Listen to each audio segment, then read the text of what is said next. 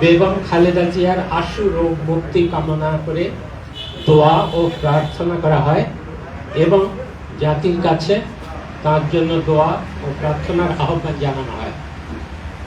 সভায় বেগম খালেদা জিয়ার বর্তমান শারীরিক অবস্থা বিবেচনায় হাসপাতালে তার নির্বিঘ্ন চিকিৎসা, প্রয়োজনে উন্নত চিকিৎসার জন্য বিদেশে নিয়ে যাওয়ার পরিকল্পনা, তার নিরাপত্তা ও যাতায়াতের সুবিধা এবং উচ্চ মর্যাদা বিবেচনায় তাকে রাষ্ট্রের অতি গুরুত্বপূর্ণ ব্যক্তি ভিভিআইপি ঘোষণা করার সিদ্ধান্ত নেওয়া হয়।